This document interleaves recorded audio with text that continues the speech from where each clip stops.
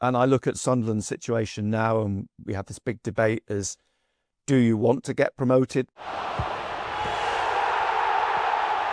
There's a perilous connection, if you like, between Sunderland and the Premier League because of the money within the league. And of course, as the years roll by, the money's got greater, and Sunderland have struggled to match the dominance of the top six and other clubs within the Premier League. You can sort of see it in two spells, if you like. There was the era when they were in the Premier League with Peter Reid, and then that went awry, that went wrong, and they got relegated, and Mick McCarthy took over, and then that started the 10-year tenure. It started off a little bit up and down. Mick McCarthy's team got up once, came down, then Roy Keane took them back up again. But Roy Keane, in a way, was the benchmark for everybody because it was such a fantastic ride with Roy.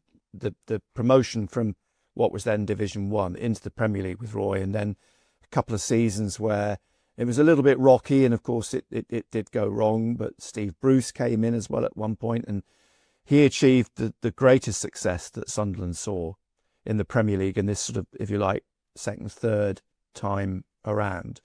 But then the wheels started to come off for Ellis Short, the owner.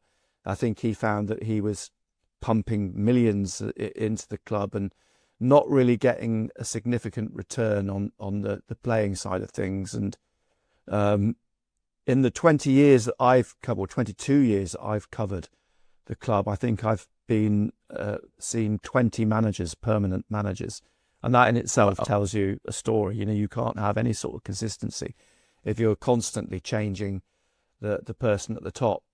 So the wheels came off with Ellis Short. I think he realised it.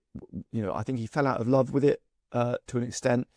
I think he acknowledged that when he'd stepped away from it, he put the wrong people in charge, and the wheels started to come off. And I think there was a certain inevitability in the end about the relegation, because the club had been sort of, I use the word loosely, bringing in mercenary players who didn't really have the best interest of the football club at heart. And in the end, it disintegrated with that relegation in 2018. And then, of course, you have the knock-on when things weren't right with the players and the club. They got the further relegation, and they found it very difficult to haul themselves out of League One. So I look back now, and it seems I sometimes have to sort of pinch myself again, thinking, it was nearly 10 years ago that they were last in the Premier League, and that's not an insignificant amount of time for a club the size of Sunderland to be out of the top flight. Yeah, they're in such an interesting position because I feel like they were at the end of the time in the Premier League where owners were pumping money in, but maybe it hadn't hit the kind of heights in terms of revenues that you see now. So they were making big signings, Jack Rodwell or some of those, multi 10 million pound signings, but maybe could not actually support that kind of outlay at the time.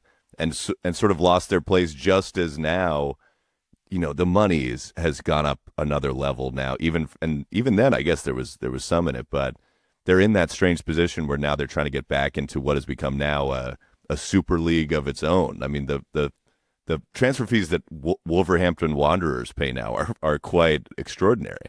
Oh, it's quite alarming because I look back to that time when they got relegated, and look back to when David Moyes was in charge, and the calibre of player they're bringing in and the money they were spending, probably spending 15 million pounds, 10 to 15 million pounds on what average but experienced Premier League players, but clearly not good enough to keep Sunderland up at the time.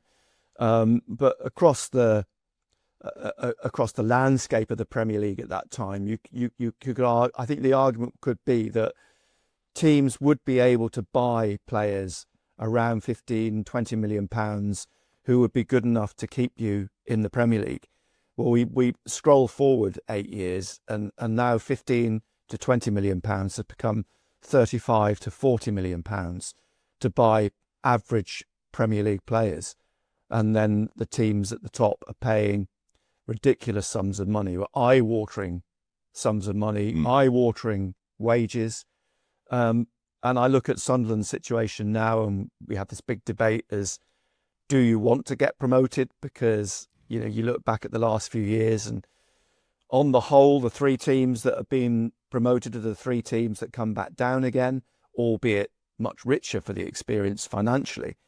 But if you take Ipswich Town as an example, they spent a lot of money in the Premier League, and you'd argue, or could argue, the players they bought were higher end Championship players, lower end Premier League players, and they spent a lot of money on them, but they weren't good enough.